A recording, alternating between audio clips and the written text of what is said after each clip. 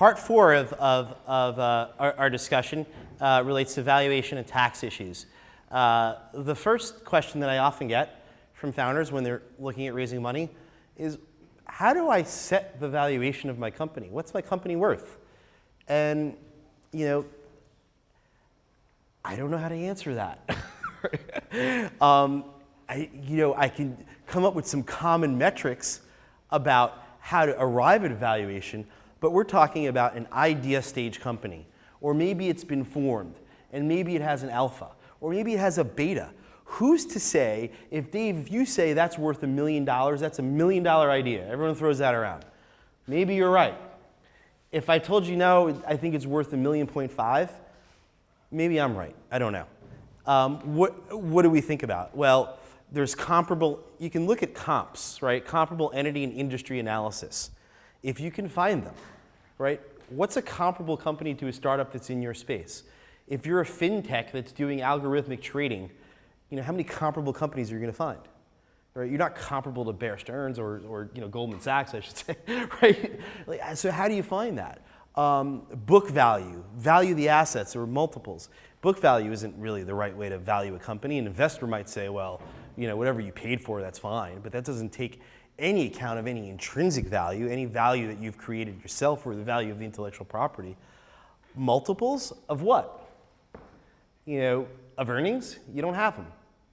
Of losses? All right, maybe that's a way we could get to. I think multiples require assumptions. You cannot do a discounted cash flow analysis on a startup company because it's all assumptions. And if it's all assumptions, then you know, basically we're just making it up.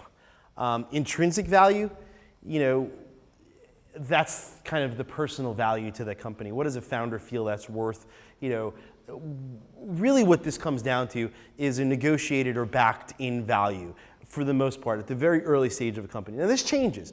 When the company has its legs and has revenues and has, you know, earnings for a few years, very different analysis. But at the first year to 2 years, what we're really talking about is how much money does the company need, right?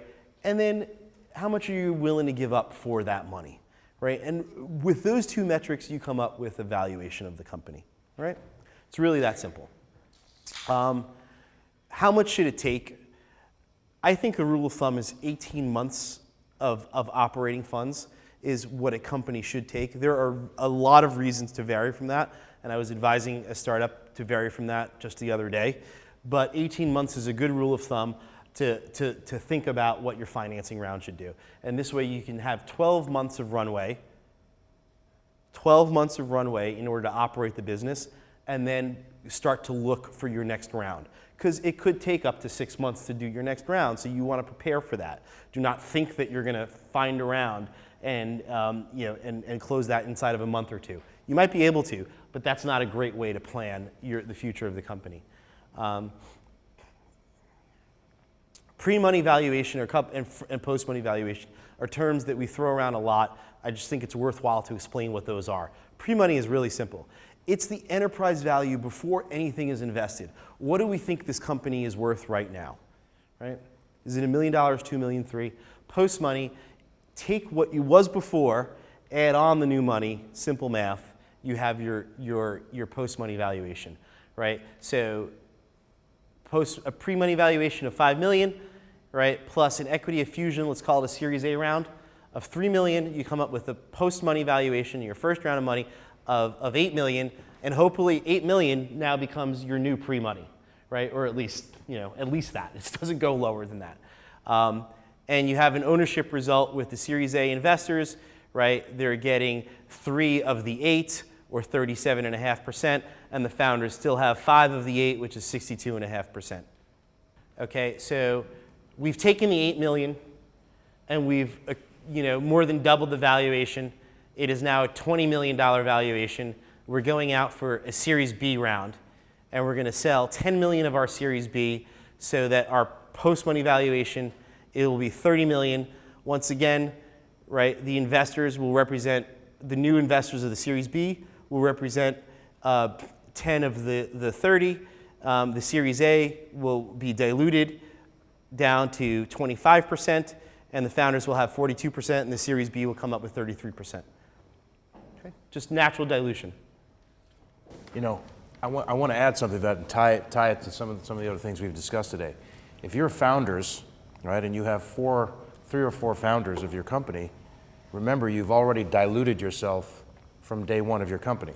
So look at the percentages that Charles is talking about here. You know, the founders are now grouped in, what is it, 42% of the company? What if there are 3 or 4 founders? That means you're already at 10, 8% apiece, and maybe you need more money in the future. You're getting more diluted. Now, hopefully the company's really scaling, right? So I think it's a big point to always remember, when you start a company, you know, be very mindful of what people are adding as co-founders, and be very careful about apportioning equity to other people. You know, vesting is certainly a big part of it, but the amounts themselves. Some people point out that you never get more diluted than you do on day one of the company when you give away half the company to somebody else. So think about that as well. And you could see, if you run through this analysis, what happens. So pre-money valuation, let's assume it's $5 million. You infuse equity on 3, that's what we're talking about, right? And we have shares of common stock outstanding are 2 million. So what we're doing, 5 divided by the 2, right? It's a price per share of $250.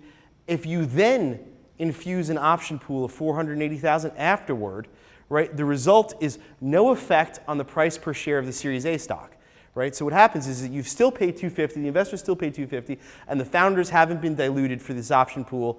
There's no effect. Right? The founders are diluted by the option pool pro rata. Right? Now take a look at, so the price per share is increased. So take a look at the opposite, right? So if you do the pre-money valuation of 5, the equity infusion of 3, common stock outstanding is 2 million, right? And then the shares are reserved. The result is a price per share of $2.02. The price per share is reduced, and the founders bear the dilution of the ESOP pro rata. So what they've done is they've shifted the option pool to the founders. Okay? And that happens all the time. And by the way, I'd be remiss if I didn't say that you should expect that. It's commonplace. I wouldn't negotiate against that type of dilution, but it's the amount that is negotiable, really. Right? So the market will expect that the founders are going to be diluted by the option pool, and the market will also expect that the negotiation is about the amount, right? Not whether or not there is one.